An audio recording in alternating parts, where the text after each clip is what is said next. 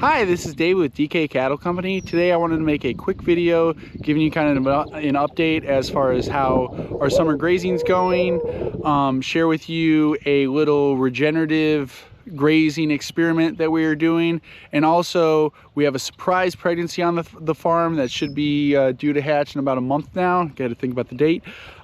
So we have a lot going on. Just want to kind of catch you up to speed. I took a little hiatus for a minute just because I had a lot of things going on this spring, but we're back at it. So kind of getting back in the groove of filming everything. So right now I'm standing between Pasture 1 and Pasture 2. This is what we grazed initially. My original video of turning cows out on the pasture, they topped Pasture 2 for 2 days. I just wanted to give Pasture 1 just that extra little time to grow up. But we were on Pasture 1 for 4 weeks. So Pasture 1, we had about 5,000 pounds of cow on Pasture 1 for 4 weeks and total grazed it. You know, there was no grass left when they came off of it. So we total grazed this whole thing, and then going on to Pasture 2. Pasture 2 is about the same size. It's about it's 0.9 acres, so there's about 0.3 difference between the two. But what we did on this one is I got the electric fencing set up, and what we did was we split it into 4. So basically a 1/4 acre each, just to keep the math simple. 5,000 pounds. Each quarter would be 20,000 pounds of effective stocking rate. We did 2.5 days on each one. So 20,000 pounds times 2.5 would be 50,000 pounds. So we did effectively 50,000 pounds an acre, and we did that in 10 days over the whole thing. We actually grazed it for a day, and then because we needed the solar charger to charge, and then we divided it up. But basically 10 days and 2.5 days each rotation. The biggest difference I've seen so far going from a total graze to this is the amount of trampled forage and forage that basically isn't utilized and is just pushed down in the soil. This is like what people really harp on with regenerative with the regenerative movement, is having that that armor, that protection going into the soil, keeping the ground temperatures cool, holding in more moisture, and also adding that that nutrient back into the soil, that that organic matter back into the soil. So I noticed a lot of that. Obviously we only got 10 days out of this versus 4 weeks out of that. So that's a total graze versus the regenerative stuff is you're moving through land a lot quicker. But the trade-off should be that this should recover much more rapidly than Pasture 1 over there. So that's what we're gonna see. It's kind of a very simple experiment, and an experiment that you can do yourself at home. If you have divided up pastures, graze one down to nothing, and then graze the next one in a more amp grazing system, and then compare how the two recover. My predictions, what I really think is gonna happen, is that they'll grow back at about the same rate, because Pasture 1 already has some pretty good regrowth on it. Like, everybody wants it to be like, this is just nuked disaster and it's awful over here, and then over here it's just this beautiful luscious forest. No, Pasture 1 does have some good regrowth on it right now, and it's coming back pretty nice. But I think what will happen, my prediction, is that when this kind of catches up to it, because again, this is the last square on there is 10 days behind this. When this catches up to it, I think this will grow back taller and more full, versus this will probably be stunted. But that's just my prediction. I could be completely wrong. I mean, we'll see what happens. So yeah, so we got the big thing too is we went to that mobile electric fencing setup, just a single wire. We have it about probably only like 2.5 feet off the ground. I haven't measured it, but we don't have it on the top rung, and we're just doing a single wire. The first 2 squares that we did, so first 5 days, we had 3 escapes. So not too bad. And then the last 2, they didn't escape at all. And notice, you're like, David, where are the cows at? They're outside of the fenced in area. So I did that yesterday, and that was pretty stressful, going from, you know, this contained environment that if they get out of the fenced in area, no big deal, to the only thing holding them in is a single wire over there. So that's been the big update kind of thing, is moving to this more regenerative system. And then we're going to graze everything. So we're moving outside the built pastures, and see this regrowth, like, real quick. Look at this. See, not that bad. It's not that bad. So we'll see. We've had a lot of moisture too. A lot of the things that, I don't know, the regenerative stuff is great, and I feel like the biggest thing is it's not going to stunt your regrowth. That is really, I think, the biggest thing in an area like here, where we really do not have a single problem with rainfall. We've had an excess of moisture this spring. A lot of fields, tillable fields, you know, row crop, you know, corn and soybeans, a lot of them haven't even been planted yet here because it's been so wet. So moisture isn't a real big issue here. Temperatures are never crazy here. A heat wave here is like 90. So I really think the biggest difference isn't really going to be the speed of regrowth, but where that mature height ends up at. I could be wrong though. That's the whole point of doing this, is to see how this grows back versus that. And then also to see how, like, again, we got 4 weeks out of this. So what is that? 28 days versus 10 days. Is that worth it? You know, even if the results are better over there, like, what does that actually look like as far as our operation? I think it is worth it already, just because we have the space. We don't have, we aren't at like capacity to really need to milk every pasture for all it's worth, kind of thing. And this regenerative system should increase its capacity over time, because that's another thing, is that pasture 2 isn't that great as far as its density of forage. We probably could have got 3 to 3.5 days out of it per little square if it was a little bit better. So so there is that aspect of it. But yeah, those are the thoughts with that, and kind of the experiment we're running over here. Next, let's go over the cows and kind of see how they're doing. All right, so you can see the wire. I don't know if I'm showing it good. There's a wire that goes around, and it goes around where the pigs are at, and then they're cut off at the corner of pasture 1. So this was all really tall and really dense, so you can really see on this area, like, how these tighter pastures really make it so they trample down everything. Because look how they've only been on this for a day, and look how trampled down all the forage is in here. We'll probably be on here for another day and a half, maybe a little longer. I'm really trying to milk this pasture out. It is Friday today. I want to keep them on here at least till Sunday morning, so maybe I'll move them Sunday morning.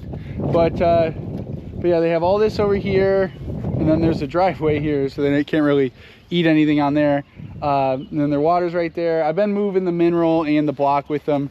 That hasn't been too bad because my moves haven't been that far. And then when the heat wave comes, the next thing they're going to be on, they're going to have 4 trees in there with them. So, and it's going to be a little bit bigger space in this, so I plan to have them on that for like 4 days. The reason, the spacing, like, it's probably about 1/4 acre and a little bit over 1/4 acre on that other space. The reason we're able to get more days out of it is because there's a lot more forage on this. The grass is really dense, and it is very tall. So we should be able to get at least 3 days out of this, and at least 4 days out of that. But we'll see how it goes, because they're starting to, some of the stuff they trampled, they're like coming back through and being like, hey, wait a minute, and like kicking it back up and eating it, and stuff like that. So that's been fun. So that's what we're doing over here. But so I think I said it when I was in the pasture, but if you're going to go to a system like this, you really need to have them in a fenced in area and train them to the wire, because we had some escapes and stuff, but now that they're used to it, this is this is the wire here.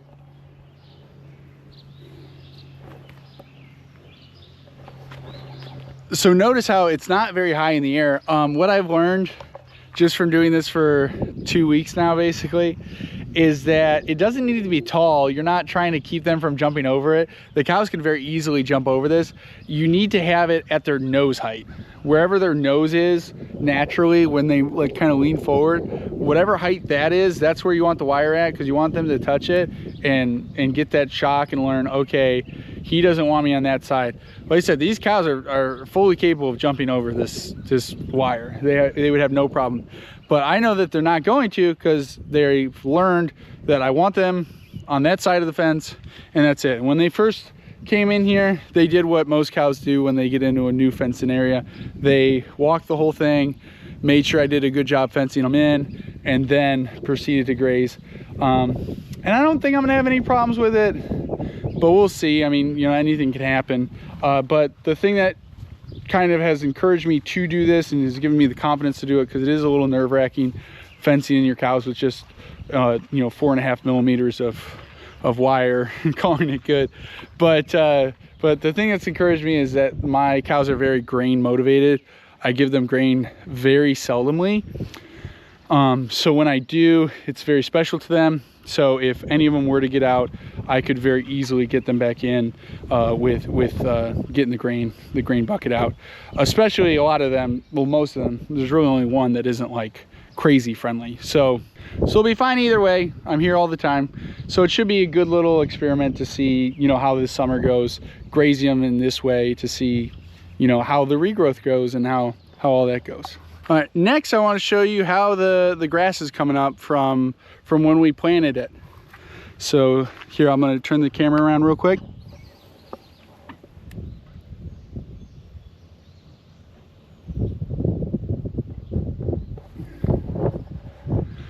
So I learned pretty quickly by the rate that it was coming up that I planted it too deep initially. That was a negative, but then also, I mean, we had really good germination. So when you plant, you don't want to plant it too deep because it's going to take a long time to pop up through the ground.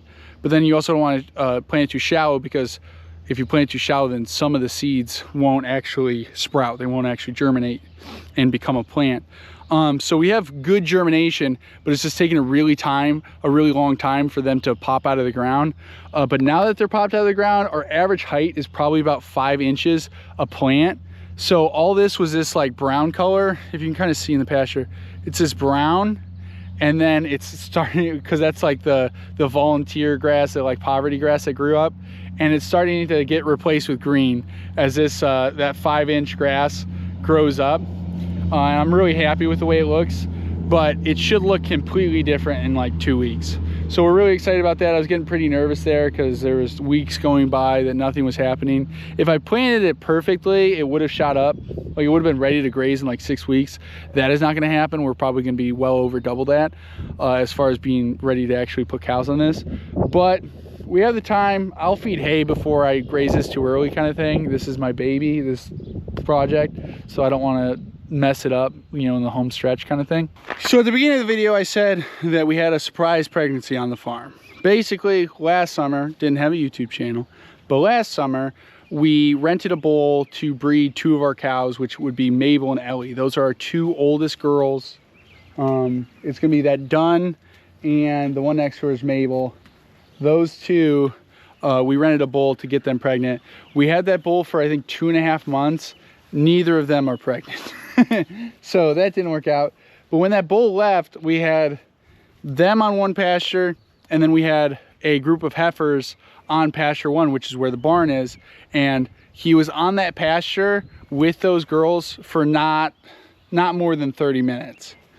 And one of the heifers that we didn't want to get bred got bred. So young pregnancy, not ideal, but the cow that got bred is my friendliest cow, which is Gertie, the black cow there, if I can point at her. So Gertie is pregnant. She's expecting a baby. She's gonna be like 20 months old, which, like I said, isn't ideal. You'd like to see her to be, you know, at least 4 months older than that. But it is what it is. Luckily, she's a friendly enough cow that if there's any complications, I'll have no problem helping her deliver that calf. So the good thing is that because we know the exact time of conception, we have a very good idea of when the baby should come July 13th. You know, whether it comes on that exact date or not is obviously another thing, but at least we know when it's due. So we can kind of see, we can watch her real close and make sure that we're there to assist her in any way, shape, or form if she needs assistance. But she knows we're talking about her, so she's right here. But how I could tell that Gertie was bred is because I noticed that her udders were starting to fill up. We call that bagging up. So her bag, was what cow people call an udder, was starting to fill with milk.